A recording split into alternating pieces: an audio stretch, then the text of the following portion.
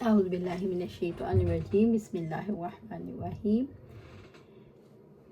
ابن عباس رضی اللہ تعالیٰ نے کہا، اے مسلمانوں، اہل کتاب سے تم کیوں سوال کرتے ہو؟ حالانکہ تمہاری کتاب جو تمہارے نبی صلی اللہ علیہ وسلم پر نازل ہوئی ہے، اللہ تعالیٰ کی طرف سے سب سے بعد میں نازل ہوئی ہے۔ تم اسے پڑھتے ہو اور اس میں کسی قسم کی آمیزش بھی نہیں ہوئی۔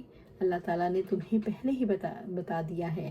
اہل کتاب نے اس کتاب کو بدل دیا جو اللہ تعالیٰ نے انہیں دی، اور خود ہی اس میں تغیر و تبدل کر دیا، اور پھر کہنے لگے یہ کتاب اللہ کی طرف سے ہے۔ ان کا مقصد صرف یہ تھا کہ اس طرح تھوڑی پونجی دنیا کی حاصل کر سکیں۔ بس کیا جو علم قرآن تمہارے پاس اور وہ تم کو ان کو اہل کتاب سے پوچھنے کے نہیں روکتا۔ اللہ تعالیٰ کی قسم، ہم نے ان کے کسی آدمی کو کبھی نہیں دیکھا کہ ان آیات کے متعلق تم سے پوچھتے ہوں جو تم پر تمہارے نبی کے ذریعے نازل کی گئی ہیں صلی اللہ علیہ وسلم۔ اسلام نے سکہ عادل گواہ کے لیے جو شرائط رکھی ہیں، غیر مسلم کا ان کے معیار پر اترنا ناممکن ہے، اس لیے علی العموم اس کی گواہی قابل قبول نہیں۔ امام بخاری اسی مسلک کے دلائل بیان کر رہے ہیں۔ یہ امر دیگر ہے، امام وقت حاکم مجاز کسی غیر مسلم کی گواہی اس بنا پر قبول کرے کہ بعض دوسرے مستند قرائن سے بھی اس کی تصدیق ہوتی ہو۔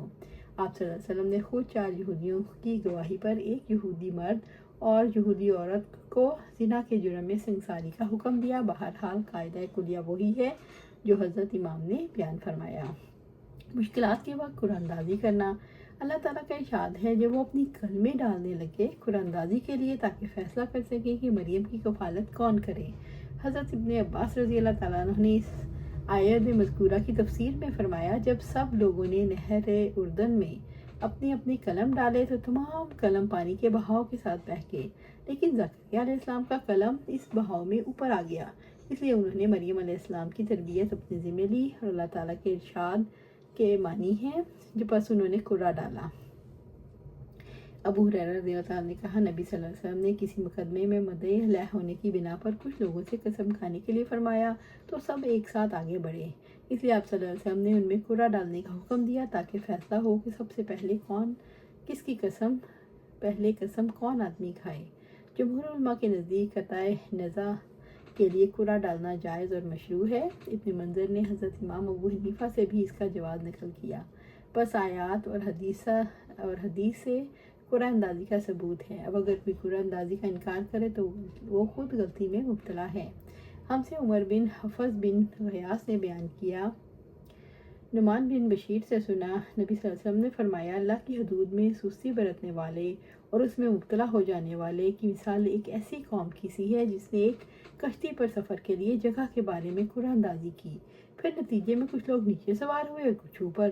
نیچے کے لوگ پانی لے کر اوپر کی منزل سے گزرتے تو اس سے اوپر والوں کو تکلیف ہوتی۔ اس خیال سے نیچے والے ایک آدمی کلہاڑی سے نیچے کشتی کا نیچے کا حصہ کاٹنے لگا تاکہ نیچے ہی سے پانی لے لے۔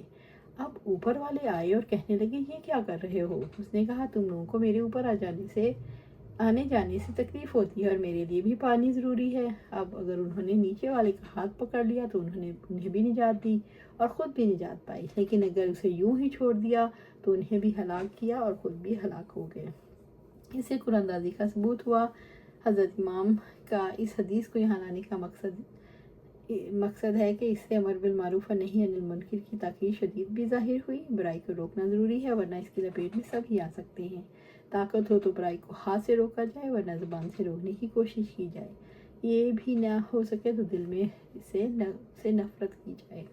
اللہ سبحانہ تعالیٰ سے دعا ہے ہمیں قرآن و سنت پر عمل کرنے کی توفیق دے اور اس پر جما دے اور جنت الفردوس کے اعلیٰ مقام پر اپنے پاس گھر عطا فرمائے، آمین یا رب العالمین۔